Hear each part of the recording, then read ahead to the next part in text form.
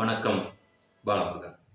இந்த உலகத்திலேயே மிகவும் கேவலமான கேடுகட்ட ஒரு இழிவான பிறவி யாருன்னு கேட்டா அது இந்த சீமானை தவிர வேற யாருமே கிடையாது. ஏன் இந்த மாதிரியான ஒரு அடைமொழி குறிப்பை இன்னைக்கு நம்ம கொடுக்குறோம் அப்படின்னு சொன்னா அவன் பேசியிருக்கக்கூடிய பேச்ச முதல்ல நீங்க கேளுங்க. மகன் என்று நீ பெருமையோடு சொல்லிக்கொள்ள உனக்கு என்ன உரிமை இருக்கிறது? உனக்கென்று என்ன இருக்கிறது? உனக்கென்று என்ன இருக்கிறது? ஒண்ணுமில்லை. தெருவுக்கு 2 டாஸ்மார்க் இருக்கு, திரையரங்குகள் இருக்கு, புதிதாக படங்கள் வருது. குடிப்பாய், மயக்கத்தில் படம் பாப்பாய், திருப்பி வருவாய், மதுப்போதை, திரைக்கவர்ச்சி, இதிலேயே மூழ்கி சிந்திக்கிற திறனற்று போனாய். உழைக்கிற உடல் வலிமை இந்த திறனற்று போனாய். உழைக்கிற உடல் வலிமை இந்த சீம சரக்கை ஒழிச்சிட்டு கல்லுக்கடையை திறந்து விட்டேன்னா அழகா இருக்கும் நாடு. எந்த பயலும் சொத்த வைக்க மாட்டான், குடிச்சிட்டு சாக மாட்டான். 2 லிட்டருக்கு மேல குடிக்கிற ஒரு ஆளை சொல்றா பார்ப்போம். ரொம்ப பெரிய மொடா குடியாரனா தான் 3 லிட்டர் குடிப்பான், அவ்வளவுதான் குடிப்பான். எப்படி சீமான்னு சொல்ற? பிறந்து வளர்ந்ததே அங்கே இருந்து தான். கல்லூரிக்கு போகும்போது கல்லு குடிச்சிட்டு போனவனை பத்தியாடா நான் தான். நான் மட்டும் இல்லை, எங்க அண்ணன் தம்பி எல்லாரும். இந்த எங்க அண்ணன் உட்காந்துருக்க, இப்போ எங்க அண்ணன் இருக்கா? எங்கடா ரவிண்ணே? எங்க இருக்கிறது? உலகத்தில் காலேஜ் கல்லூரி வாசலில் கல்லுக்கடை வச்சு பார்த்துருக்கீங்களா? நானும் எங்கள் அண்ணன் படித்த கல்லூரியில் தான் போவோம். வகுப்புக்கு ஒரு பதிவேட்டை கொடுப்போம், 2 பேர் வருவோம், 4-5 பேர் 10 பேர் நண்பர்கள் கல்லை குடிப்போம். நேராக பரம்குடி போவோம், புரோட்டா திம்பம், படம் பார்ப்போம், திருப்பி வருவோம். மாலையில் கபடி விளையாட போவோம். ஊருக்கு விளையாட போகிறது. மச்சான் நான் விளையாண்டு கொடுப்போம். என்னடா மச்சான் வேணும்? ஒன்றும் இல்லை மச்சான், கல், புரோட்டா, படம், டிக்கெட்டு 10 ரூபா தான். அப்போ விளையாண்டு கொடுத்து ஜெயிச்சுட்டு பரிசை வாங்கிட்டு படத்துக்கு போவோம். இதே தான் வேலை. இப்போ என்ன படிச்சுப்போம்? நல்லா தான் படித்தோம். அப்போ இவனுக்கு கல்வி சம்பந்தமான அடிப்படை பார்வை என்பது சுத்தமாவே கிடையாது. அதாவது அரசியல் அணுகுமுறையில அரசியல் அறிவியல் என்கிற பார்வையும் இவனுக்கு சுத்தமா கிடையாது. இவனுடைய துறை ரீதியா சினிமாவுடைய சைக்காலஜி பற்றிய பார்வையும் இவனுக்கு கிடையாது. இவன் ஒட்டு மொத்தத்தை யாரும் கேட்டீங்கன்னா ஆள் காட்டி காசுக்கு விலை போகக்கூடிய ஒரு ஆண் விபச்சாரிங்கிறத தவிர இவன் வேற எதுவுமே கிடையாது. பொது வாழ்வுல இவனுக்கு குறைந்தபட்ச ஒழுக்கம் என்பது கிடையாது. தனிப்பட்ட வாழ்க்கையிலும் குறைந்தபட்ச ஒழுக்கம் என்பது கிடையாது. தான் பேசியிருக்கக்கூடிய பேச்சிற்கு எப்போதுமே இவன் பொறுப்பேற்றுக்கிறதும் கிடையாது. குறைந்தபட்சம் தான் பேசின பேச்சை இந்த மாதிரி பேசிட்டமேன்னு சொல்லி வெட்கப்படுவதும் கிடையாது. அவ்வளவு இழிவாக, அவ்வளவு தரங்கட்டத்தனமாக, அவ்வளவு பொறுக்கித்தனமாக, அவ்வளவு கேடித்தனமாக இவனோட பேச்சுக்கள் அனைத்தும் தொடர்ச்சியாக வருகின்றது. இவனுடைய பேச்சை வழிமொழிந்து ஏற்றுக்கொள்ளக்கூடிய நபர்களின் பேச்சு எந்த அளவுக்கு 4ஆம் தரமாக இருக்கும் என்பதற்கு இவனுடைய பதிவுகளுக்கு கீழே போஸ்ட் போடக்கூடிய அந்த ஜாம்பிஸ்களுடைய வார்த்தைகளை நம்ம படிச்சோம்னா சரோஜா தேவிங்கிற பழைய போர்னோ புக்ல தோத்து போகும். அந்த அளவுக்கு மோசமான மனநிலையாளர்களாகவும் மதியுடையவர்களாகவும் இங்க இருக்கிறாங்க.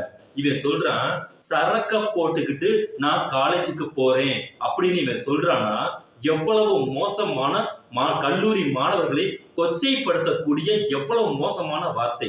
உத்தரப்பிரதேசத்தில் இருக்கக்கூடிய கல்வி அமைச்சர் சொல்றான், இந்த பீரியட்ல வந்துகிட்டு நாங்கள் குறைந்தபட்சம் 20,000 பள்ளிக்கூடங்களை மூடிவிட்டோம். பற்றாக்குறைக்கு கோமாதாக்களை எல்லாம் இரவு நேரத்தில் கொண்டுட்டு போய் அந்த ஸ்கூல்ல அடைச்சு மிகப்பெரிய அளவுக்கு சாதனையை நாங்கள் புரிந்து விட்டோம். அடுத்த முறை எங்களுக்கு இன்னொரு 5 வருஷம் பீரியட் வந்துச்சுன்னா இன்னும் அங்க இருக்கக்கூடிய ஒட்டுமொத்த கல்விகளையும் மூடுவதுதான் எங்களுடைய லட்சியம்னு சொல்றான். அதே வார்த்தையை தான் இவன் செயல்ல காட்டுறான்.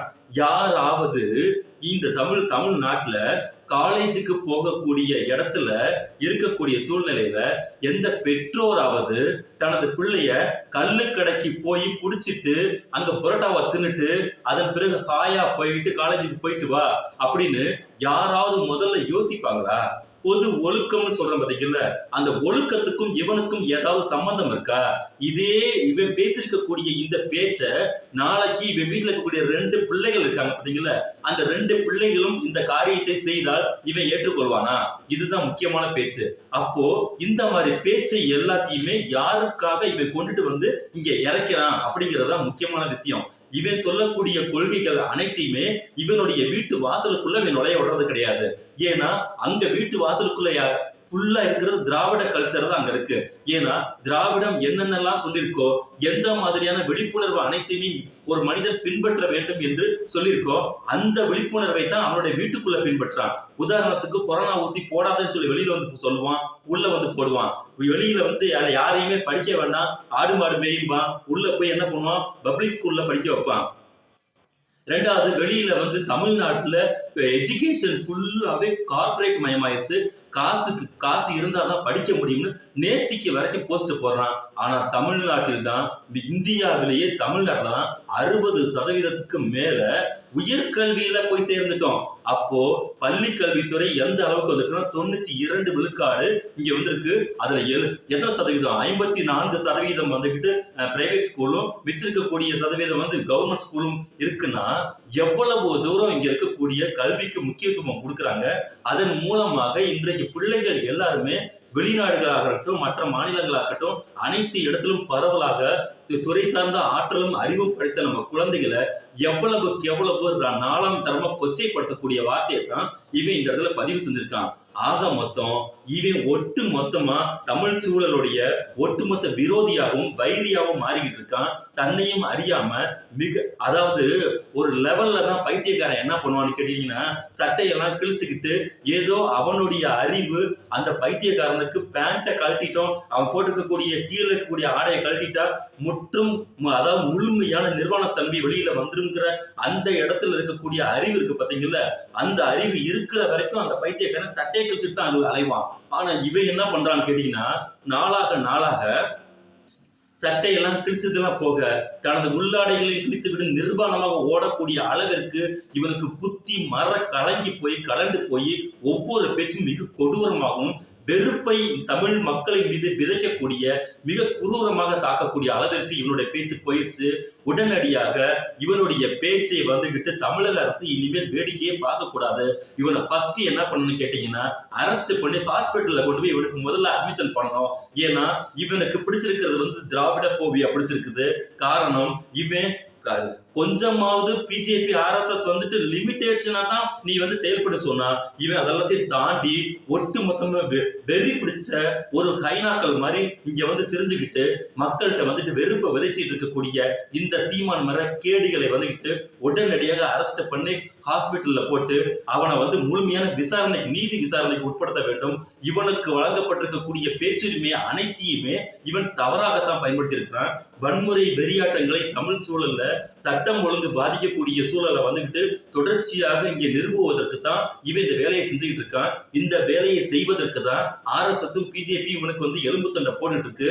அவனுங்க சொல்ல வேண்டிய விஷயத்தை விட இவன் 10 மடங்கு ஜாஸ்தியா செயல்பட்டு இருக்கான். அதன் அடிப்படையில இங்க இவனை ஃபர்ஸ்ட் கண்ட்ரோல் பண்ணணுங்கிறது ரொம்ப ரொம்ப இன்றியமையாதது. எப்பவுமே இந்த கள்ளச்சாராயம் விஷயத்துல முதலமைச்சர் வந்துட்டு ஆயுள் தண்டனை வரைக்கும் போயிருக்குங்கிற ஒரு விஷயத்த சொல்றது எவ்வளவு வரவேற்க தகுந்த விஷயமோ, அந்த மாதிரி இங்க எதெல்லாம் இப்போது புல்லுருவிகளாக இருக்கிறது, நாளைக்கு எதெல்லாம் நாளைக்கு பஞ்சாயத்தா மாறப்போகிறது, நாளைக்கு எதெல்லாம் நாளைக்கு தலைவலியாக மாறப்போகிறது என்பதை உளவுத்துறை மூலமாக வந்துட்டு எல்லாத்தையுமே முதலமைச்சர் சர்வேகள் பண்ணிட்டு இருப்பாங்க. அதுல இந்த சீமான் மாதிரி இந்த 4ஆம் தர கேடிகள் பேசக்கூடிய பேச்சு அவங்களுக்கு போகலையா அப்படிங்கறத நம்மளுடைய கேள்வியா இருக்கு. ஏன்னு கேட்டீங்கன்னா, தொடர்ச்சியாக இவன் ஒரு 10 வருஷமா மோசமாக திராவிட இயக்க தலைவர்களை வந்து கொச்சைப்படுத்திட்டு இருக்கான். ஏன் இன்னும் இவன் மீது நடவடிக்கை எடுக்கல அப்படிங்கறத அனைவருக்குமே இருக்கக்கூடிய $1 மில்லியன் கேள்வியா இருக்கு. ஆகையால் உடனடியாக இவன் மீது நடவடிக்கை எடுக்கணுங்கிறதா நம்மளுடைய தாழ்மையான வேண்டுகோள். ஆரம்பிக்கலாம்.